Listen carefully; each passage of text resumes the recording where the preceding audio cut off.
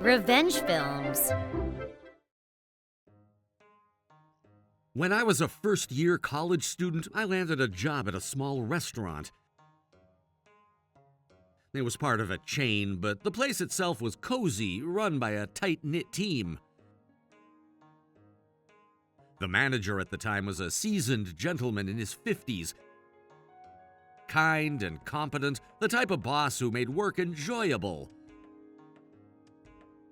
But then he got transferred. That's when everything started to unravel.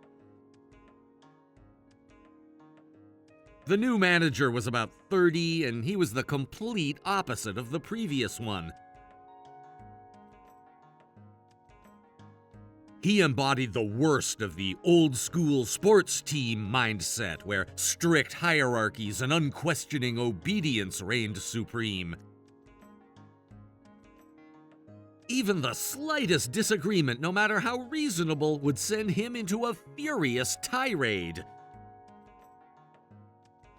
If someone broke a dish during their shift, he'd rush over, not to check if they were okay, but to scream loud enough for the entire restaurant to hear. Yet he had a glaring double standard. He'd let attractive female staff get away with anything, from tardiness to breaking dishes, without so much as a scolding. Needless to say, morale hit rock bottom. We all found ourselves tiptoeing around his mood swings just to make it through our shifts. One day my bike got a flat tire during my shift. I explained to the manager that I needed to leave it in the back for the night since I couldn't take it home right away. His reaction? Explosive. "You think customers don't need that space? How are you gonna take responsibility for this?" he yelled. I tried reasoning with him. "I'll leave it off to the side. It's too late to carry a bike home on foot without looking suspicious."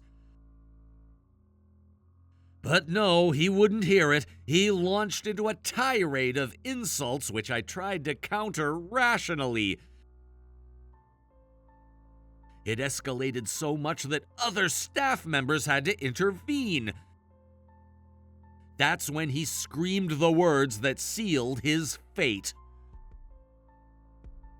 "If you don't like it, quit! You're all replaceable!"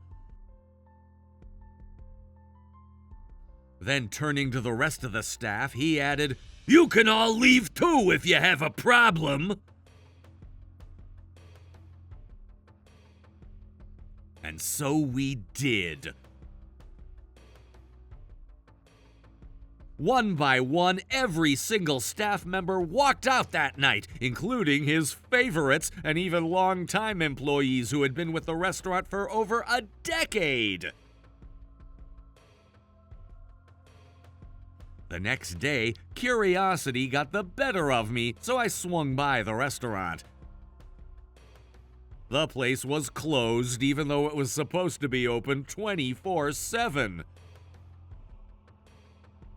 While I stood there, one of my former co-workers showed up. We both burst out laughing at the absurdity of the situation. The entire staff had quit, and the place couldn't function without us. About a week later, I got a call from someone claiming to be the district manager. He asked me to come to the restaurant for a discussion. Though I'd already quit, curiosity won again, and I decided to go. When I arrived, the place looked abandoned. Perishables were gone, and the air felt stale. I found the district manager waiting with the ex-manager and a few former staff members. Apparently, the ex-manager had told the district manager that we'd boycotted the store after being called out for slacking. He spun a wild story about us stealing food and being unprofessional. I calmly debunked his claims, laying out the entire truth.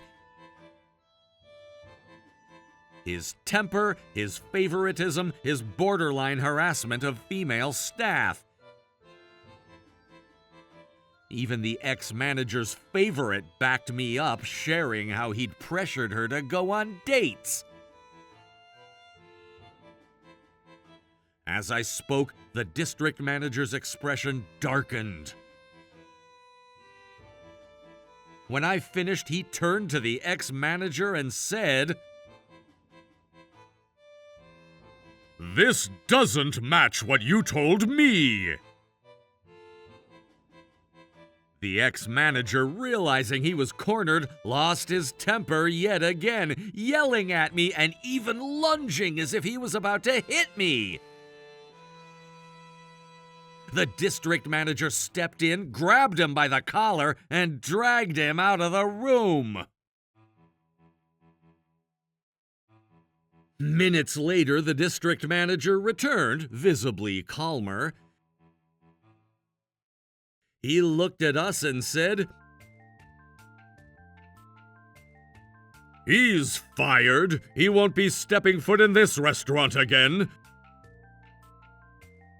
I need you all to come back. This place needs you more than it needs someone like him." He even sweetened the deal, offering to increase our hourly wage by $2. Apparently, our location had one of the highest revenues in the chain, and they couldn't afford to replace all of us with inexperienced hires. After some discussion among ourselves, we agreed to return. It felt good to know we were valued, and even better when the old manager, the kind one, was brought back to oversee the place. As for the ex-manager, he didn't just lose his job. The harassment claims against him led to a lawsuit, and he ended up paying a hefty settlement. His name even made the local news, and he eventually left town in disgrace. Honestly, good riddance. Thanks for watching. If you enjoyed this story, don't forget to like, comment, and subscribe. I'll see you in the next video. How was today's video? If you enjoyed it, please subscribe, like, and leave a comment. Stay tuned for more.